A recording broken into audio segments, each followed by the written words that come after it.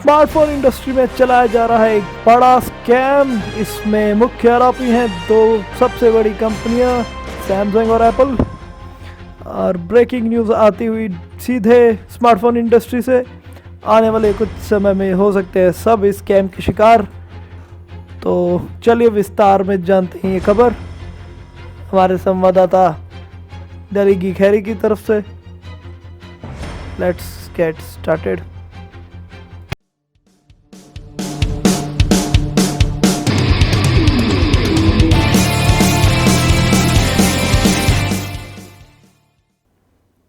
I know थोड़ा सा dramatic हो गया ज़्यादा। और तो ये सब शुरू हुआ जब एप्पल ने अनाउंस किया आईफोन 12 और उनकी प्रेजेंटेशन में उन्होंने एक बहुत बड़ी अनाउंसमेंट, जो उन्होंने रीज़न दिया कि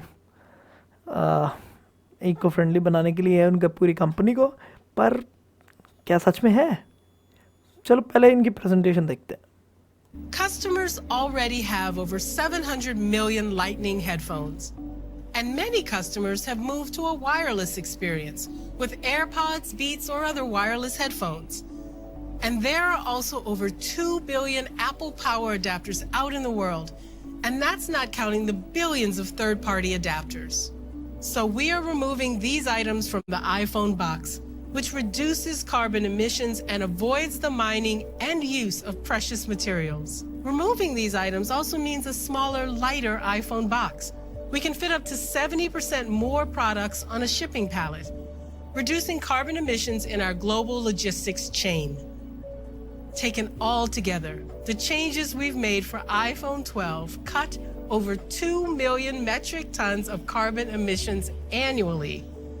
It's like removing 450,000 cars from the road per year.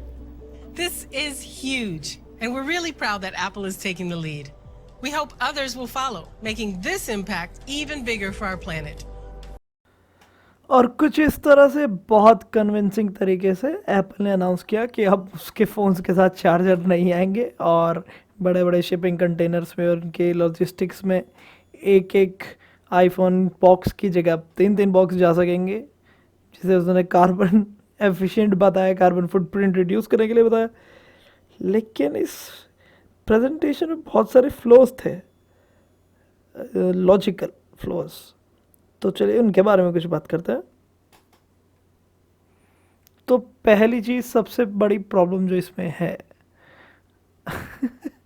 वो ये है कि अगर ये इतने ही इको फ्रेंडली हैं और इतना ही इन्वायरमेंट कॉन्शियस दिखा रहे हैं एप्पल अपने आप को, तो पहली चीज़ जो लोग बहुत टाइम से लोग डिमांड कर रहे हैं, बहुत टाइम से सजेस्ट किया जा रहा है कि ये अपने कनेक्टर्स को, चार्जिंग अडेप्टर्स को सी टाइप में क्यों नहीं ट्रांजिशन कर रहे हैं। आई मीन सी टाइप आया इसीलिए था ताकि सारी तरह की वायर्स को एक तरह के उससे अडेप्टर से चेंज किया जा सके। तो ये लॉजिक नहीं समझ में आया मुझे। ठीक है, इस मूव के बाद सैमसंग ने अपनी चाल चली, इनको मॉक किया एप्पल को। तो इस ट्वीट में सैमसंग ने एप्पल को बहुत ट्रोल किया। उसमें बोला कि हम एक बेसिक चीज़ जो चार्जर है हम उसको देते हैं, कैमरा, बैटरी परफॉर्मेंस, मेमोरी और एक 120 हर्ट्ज़ के स्क्रीन के साथ ऑन अ स्मार्टफोन। ठीक है, उम्मीद की किरण जागी।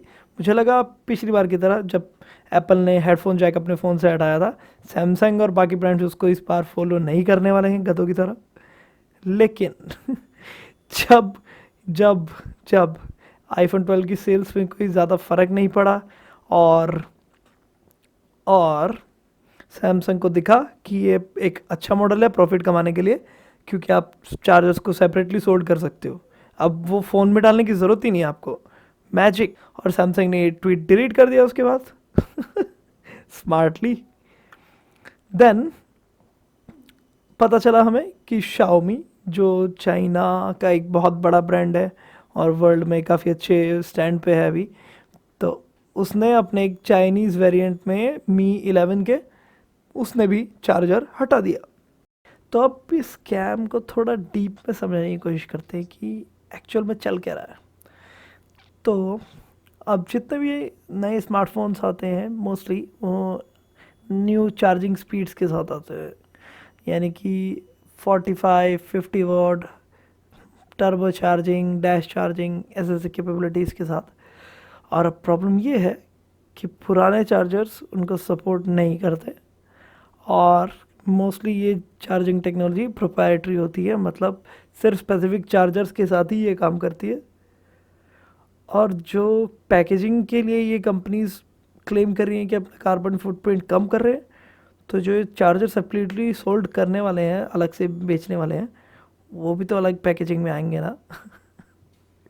तो आप समझ रहे हैं कि कितना बड़ा स्कैम, धोखा किया जा रहा है कंज्यूमर्स के साथ। और कंज्यूमर इतना भूला है क्योंकि वो लेटेस्ट फ़ोन के चक्कर में उसको फ़ोन लेना ही है। और अब आप लोग सोच रहे होंगे कि ये स्कैम है, ये प्रॉब्लम है, हमें चीट कर रहे हैं स्मार्टफोन वाले, लेकिन इन्वायरमेंट का क्या, उसके बारे में क्या करें, इसका क्या सोल्यूशन है? तो इसके कुछ करीब 2 सॉल्यूशंस हैं हमारे पास।